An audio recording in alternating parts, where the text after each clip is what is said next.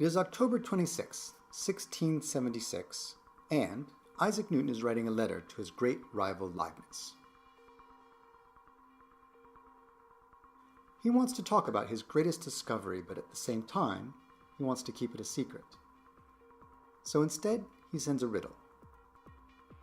6a, 2c, d, ae, 13e, 2f, 7i, 3l, 9n, 4o, 4q, 2r, 4s, 8t, 12v, x. Leibniz did not decode this message, but science historians have now decrypted the Latin phrase that was hiding in the anagram.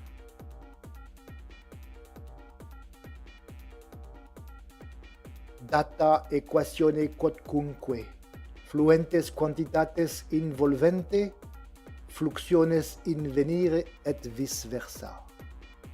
In English, given an equation in any number of variables, find its derivative and vice versa. This is the differential and integral calculus, a crystal ball that is incredibly effective for predicting the future.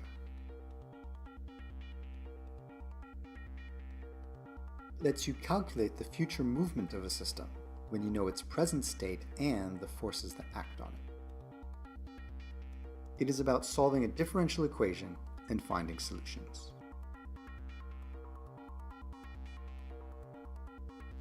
Let's look at this in a world made of Lego.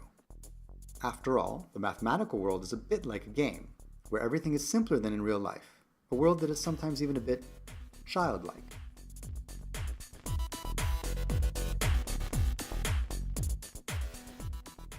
The footprints indicate the paths followed by the athletes, their trajectories.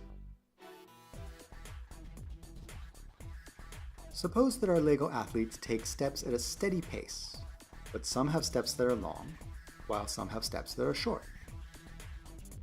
For the athletes that go quickly, two consecutive footprints are far apart. For the ones that go slowly, the steps are close together.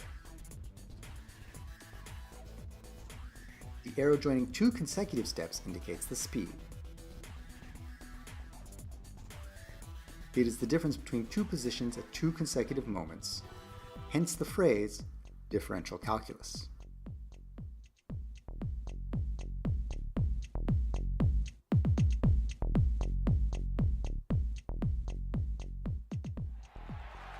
A 100-meter race. Who will win?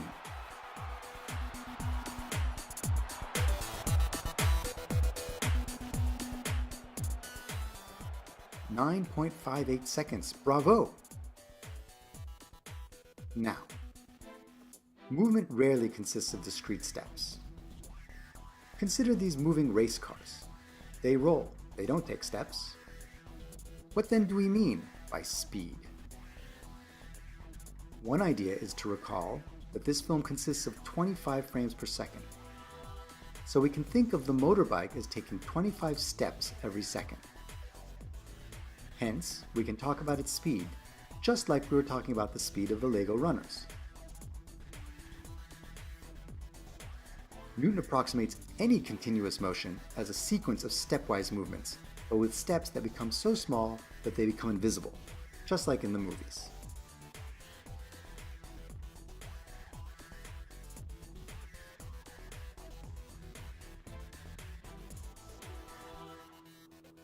Calculating the speed of a motion is called calculating a derivative.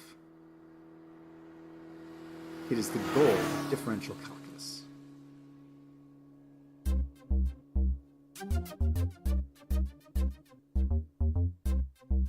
Here then are some movements.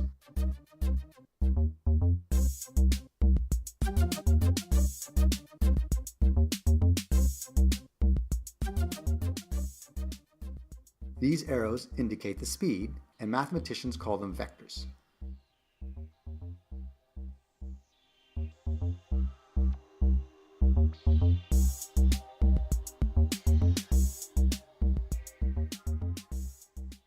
Now imagine the opposite problem.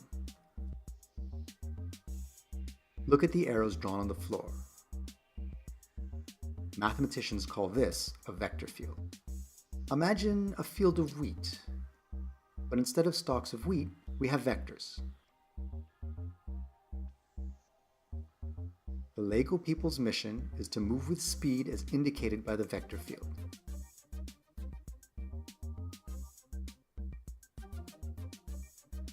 Easy, you say. They look under their feet and they see a vector, which tells them how to move. Then, they set off in that direction and at that speed. A brief moment later, they've arrived at a new point with a new direction and speed, and off they go again. They do this over and over again.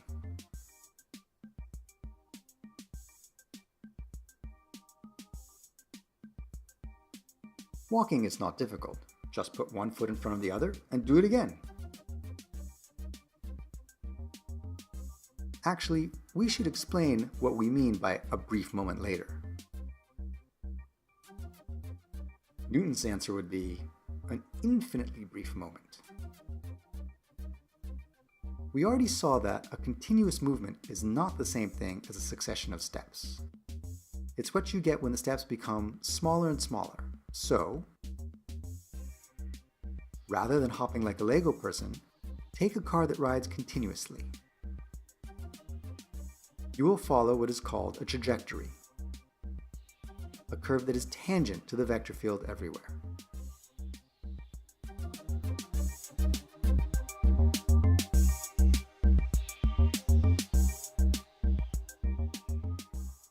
Here you have a vector field in the plane and 2 points that are the initial positions of the two motorcycles.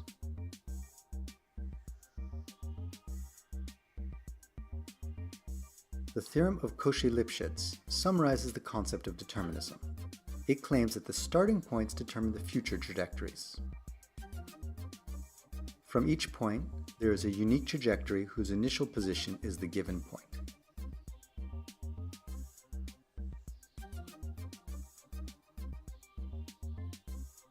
Each point has its destiny, different for everyone. The Lego man faces his fate. All he can do is follow his trajectory. Note that two trajectories can never cross. Determining the trajectory from the knowledge of the velocity field is the work of integral calculus. Thus it goes in the opposite direction from differential calculus.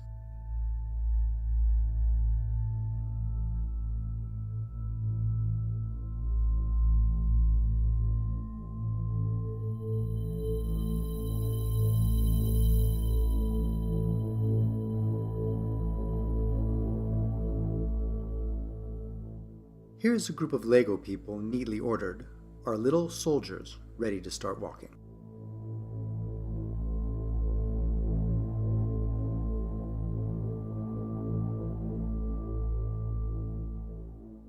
Off they go. You see that the nice original order gets destroyed. It is sometimes said that one determines the flow of a field as if these characters were floating on a river, each following their course in the current.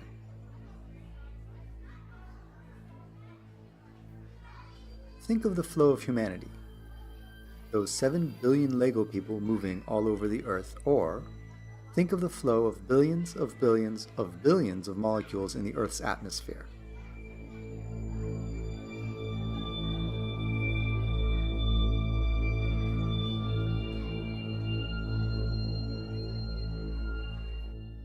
Here is a simple example, almost naive, which will show us a weakness of determinism. Watch this vector field. The figures move forward and, as you can see, those on the left of the central line turn to the left, and those on the right of the central line turn to the right. In a way, determinism is valid. Everyone follows his destiny over which he has no control. But on the other hand, two men starting very close to each other can have very different destinies. A little thing can completely change the future.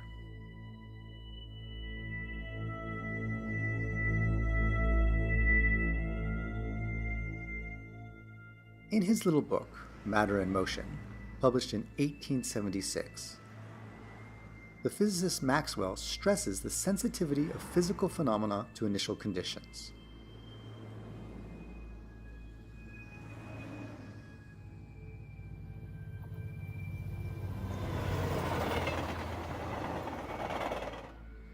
Here is what he writes.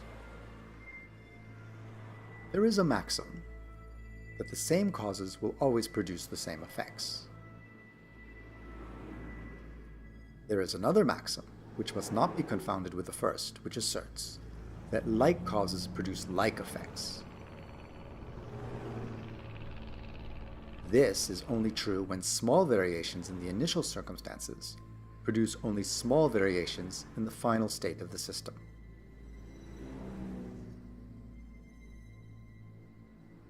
In a great many physical phenomena, this condition is satisfied, but there are other cases in which a small initial variation may produce a very great change in the final state of the system.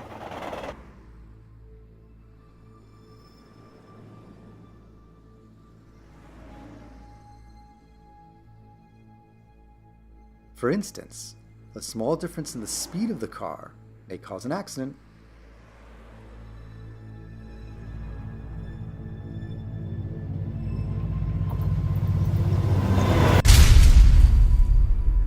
This dependence of the future on initial conditions is only one aspect of chaos. But there are much more complex situations.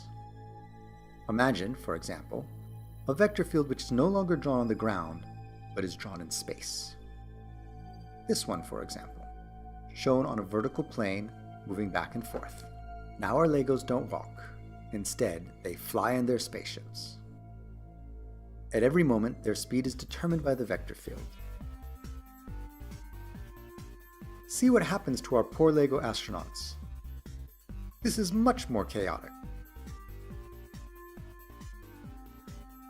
Can we imagine a fortune teller who can divine the future position of the spaceship? It is impossible on such a roller coaster. Its predictions would be mere deceptions. Where will the ship be in an hour? No one can tell. If it is difficult to predict the future of a Lego astronaut, just imagine predicting the future of a human being.